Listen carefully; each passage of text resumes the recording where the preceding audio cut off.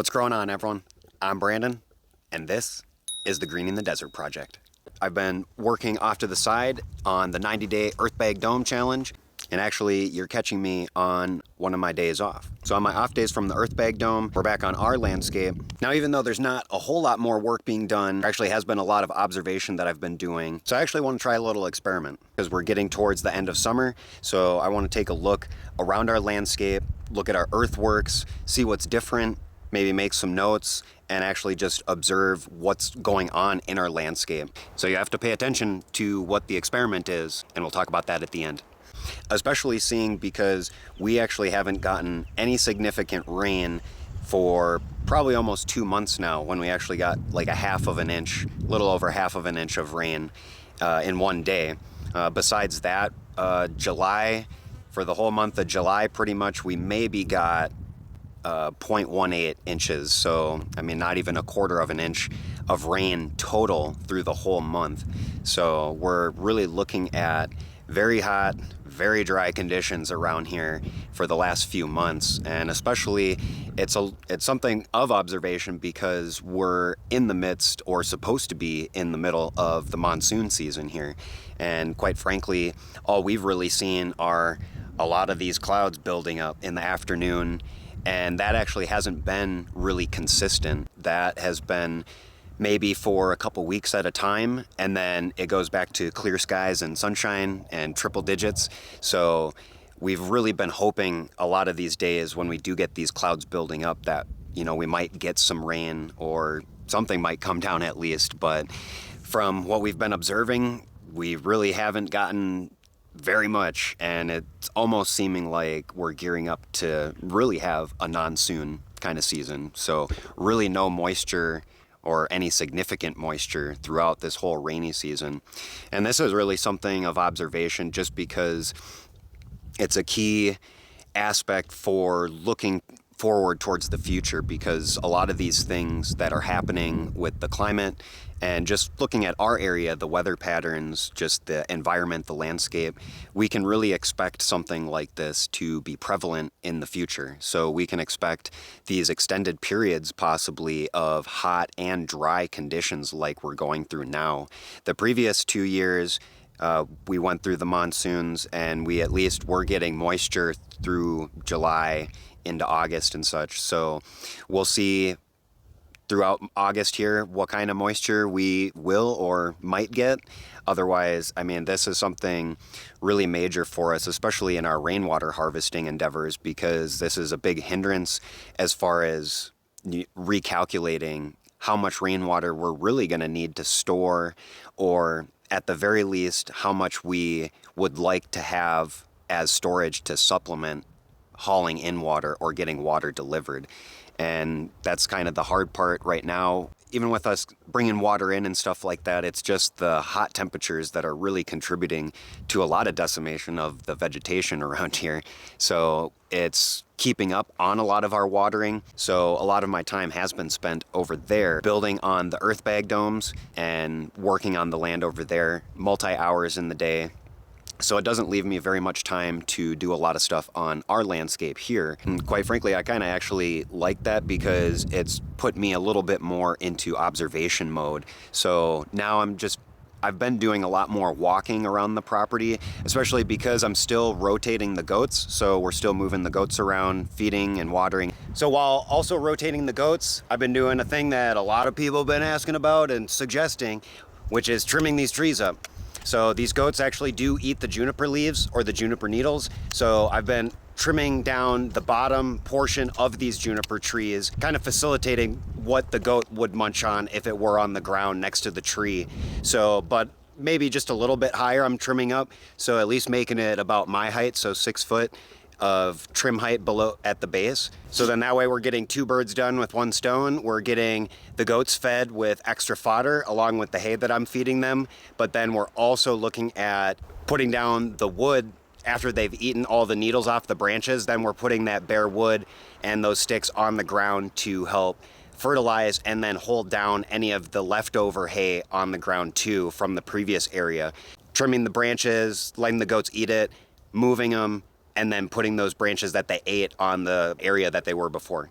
but that's also giving me the opportunity to just observe more of our patterns and such that we have on the landscape, and getting just more ideas on where maybe we want to do more earthworks for the future here, just kind of small steps at a time. So I'm kind of planning out little earthworks to do, because right now we don't have the machine, so all of this is going to be handwork. And that's kind of the deciding thing for myself, is because we haven't had any rain, just thinking about maybe setting things up more so for rain catchment and getting things set up in that fashion. So I'm trying to save money for more rubber liners so we can store the water, but also for the sheet metal and the wood material we'll need for framing and creating the roof space needed for capturing all of the rain. And that's really all I've been thinking about, partially because we haven't had any rain for a while, so it really gets our thoughts ticking about rainwater catchment and just rainwater storage and harvesting and stuff like that. So that's really been on my mind, just because it is so dry. Now we're really thinking about adding more storage, adding more roof catchment, but we're also dealing with the heat, so we're not able to work all through the day, basically, because we're looking at, even at about 10 o'clock, it's already getting to 90 degrees, or what is that, 30 degrees Celsius, something like that. We're getting pretty hot already during the early mornings, getting into the afternoon, so it makes it a little bit harder to work and get things done. You can at least do some of the small things during the day, but for the most part, it's really just trying to stay cool, keep hydrated, and just plan things out the best that we can. And it's actually a benefit for staying inside, just because part of my other work that I do is the plot plan mapping and the consulting. So that gives me the ability to sit inside and do a lot of my work. I think anyone could agree that no one wants to work when it's 100 degrees outside and you're just sweating and it's hard to keep cool, and especially if you're trying to do manual labor, digging and stuff like that. So that's why we're going to be taking it easy until we get more of these days that are cooler, at least. But we're also looking at hopefully more days with a lot more cloud coverage, because that'll just make a whole lot more of a difference, at least being outside, having that cloud coverage for shade. But I always advocate for observation on our landscapes and our properties, especially if we are on the adventure of trying to green it or rehabilitate the landscape. It's something that is invaluable because it's an ongoing process of learning, especially just learning to observe is one part, but then being able to observe our surroundings more neutrally and just looking at what's going on in our landscape so that we have a better idea of our plans moving forward, or maybe even newer ideas that we might get just from the observation. So we're just walking through on our northern portion of our property, and this is just kind of one of these things that we observe here too. You can see this grass. We still got a little bit of green to some of this grass over here compared to some of the surrounding grass and the surrounding area that has no grass. So this is something to just observe, because we might be able to just kind of look maybe in the soil composition that's underneath all this stone. We might be able to get an idea. Maybe there's more clay, or there's something that's holding more water for this grass to take hold, or just the fact that it's just better soil or something like that underneath that makes this grass more viable for growing here. And especially too when we're looking at the desert olives that are right next to it, we've got kind of this big abundance of growth and diversity, and then we see kind of this thicker juniper tree that grows right here, and then it's still got some of its berries on it.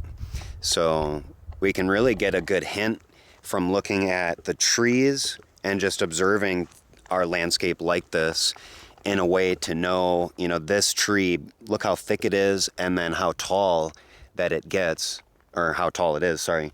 And then we've also got a pine tree right over there. So we almost could think that this tree probably is tapping into a pretty good water source that's been allowing it to thrive and grow for a good amount of time. And then we could also look at this juniper tree and almost get that same kind of thought process because it's still got berries, juniper berries still on it. It's not the most full of needles or anything, but we can see that it's not doing too bad. And it's kind of wedged in between these rocks right here and stuff. So it's just these little observation points and kind of questions that I kind of ask myself sometimes too. It's just like, well, why did it grow there? Why did it start? Okay, I can see the rocks, so maybe the seed got wedged between the rocks. You know, then it's like, why else is it doing so good? Maybe there's water being slowed down. We can see a little bit this incline. Sorry, my hand's in the way. We can see a little bit this incline. So we've got some water flow coming towards us this way. So before the tree even, we could almost think the water was coming through where that tree started growing. So that's a really good indicator that it's almost had good water flow towards it, but also potentially that it's tapping below the surface something, maybe a water pocket, or there's a bit more water that flows in that area for it to suck up to get through the summer and stuff like some of these trees have. And if we're done daydreaming on that tree, then it's looking down the line, then we've got another fat tree that we can see. And then right next to it, we've got this other really kind of nice tree with some desert olives underneath. But then we look at this one. This one has the abundance of a lot of different diversity. We've got a pine tree in there. We've got a bunch of different desert olives. It looks like we've got a barberry in there, and then a few more junipers and such. So we can really get a good hint that, yeah, maybe the tree is definitely contributing to the better vegetation growth and the organic material and such. But I think looking beyond that, there is more variables than just kind of what we see. So in essence, you know, this is just a sign from my own experience, at least, you know, this is a sign that there's more water either flowing through this area or there's water being gathered down below in certain pockets, or maybe fracture points where there's better water access for this vegetation to be able to take hold and keep growing. So hence why there's a lot more vegetation growing in this spot.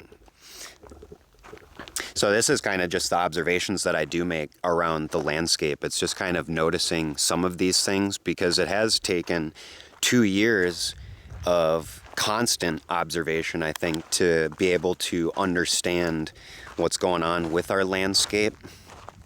But then it's also knowing a little bit about vegetation, you know, plants and stuff like that, how everything grows and nutrient, water uptake and such like that. So that's where we can find out more about junipers that take up water for sure. But when we're looking on the scale, we're looking at pine trees are actually going to be using a little bit more water than the junipers.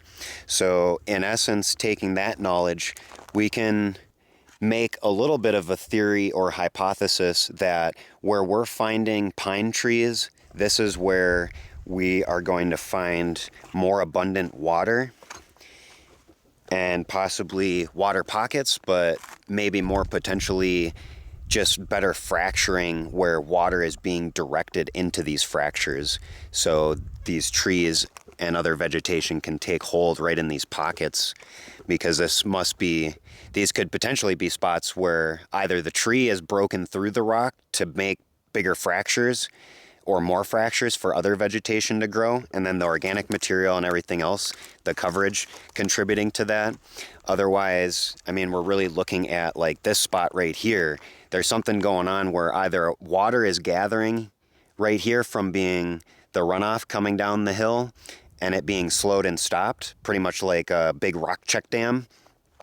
Otherwise, it's really looking at, you know, there's something going on underneath the ground, because we have really good soil penetration that could indicate that water is flowing underneath through these fractures to these trees. So we've gotten to see our landscape and a few of our different earthworks that we've done, and we've actually just gotten to see pretty much what the end of summer looks like around here, how dry and how there's really nothing growing at all. Oh yeah, but we got to check in on our garden and see all of the stuff that we planted earlier this year. It's actually right off in the distance right over here. You might not be able to see it too well, but I had to run in and get my poncho. All right, did you catch what our experiment was? Growtreeorganics, from the earth and the rain, turning the desert to fertile land again. With every drop saved, a new